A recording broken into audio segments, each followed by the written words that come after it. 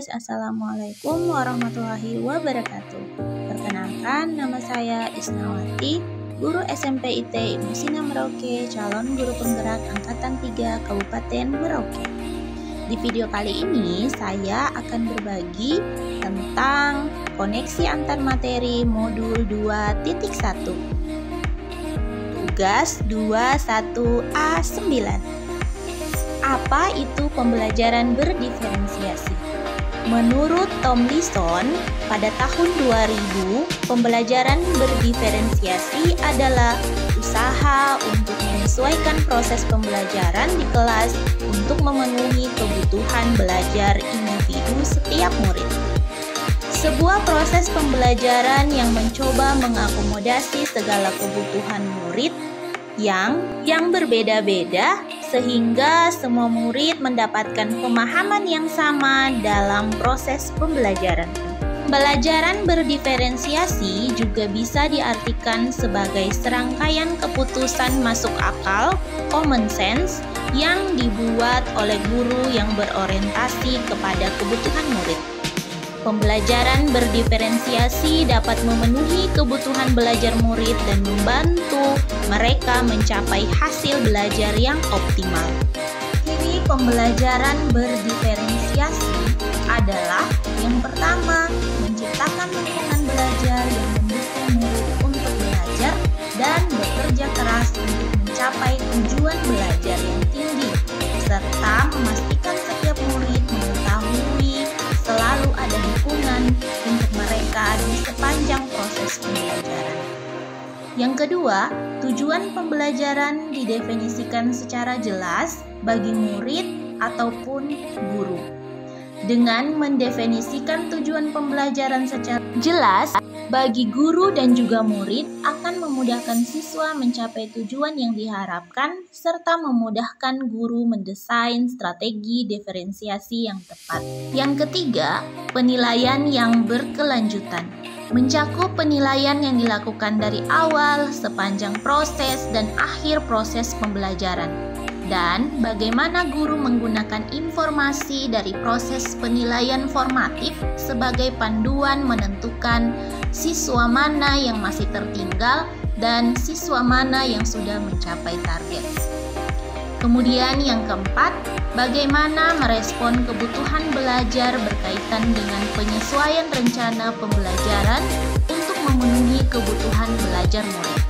Misalnya, apakah perlu menggunakan sumber atau penugasan atau penilaian yang berbeda.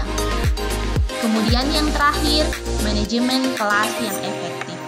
Manajemen kelas yang efektif sangat berperan penting dalam meningkatkan efektivitas proses belajar mengajar. Guru berperan penting dalam hal tersebut dengan merencanakan, memperhatikan, membangkitkan minat, dan memelihara perilaku siswa dalam belajar. Penerapan pembelajaran berdiferensiasi di kelas dengan menggunakan 3 metode yang berbeda, yaitu diferensiasi konten, diferensiasi proses, dan diferensiasi produk. Diferensiasi konten mencakup materi yang harus dipelajari siswa atau bagaimana siswa akan mengakses konten tersebut. Contoh dari penerapan diferensiasi konten adalah diferensiasi konten berdasarkan kesiapan. Misalnya, saat siswa yang masih tahap belajar secara konkret, maka guru perlu menyediakan media manipulatif. Misalnya, saat mengajar siswa tentang konsep nilai tempat, maka bisa menggunakan media-media. Kemudian, diferensiasi proses. Diferensiasi proses mengacu pada bagaimana siswa memahami materi yang dipelajari. Proses yang dimaksud adalah proses yang perlu disiapkan agar memastikan setiap murid bisa belajar dan memahami materi. Diferensiasi proses dapat dilakukan dengan cara menggunakan kegiatan yang berjenjang. Kemudian, siswa diberikan pertanyaan-pertanyaan pemandu, membuat agenda individual untuk murid, memvariasikan lama waktu siswa mengerjakan tugas, mengembangkan kegiatan yang bervariasi, kemudian menggunakan pengelompokan yang fleksibel. Dan yang terakhir, diferensiasi produk. Mengacu pada hasil pekerjaan atau unjuk kerja yang harus ditunjukkan oleh murid.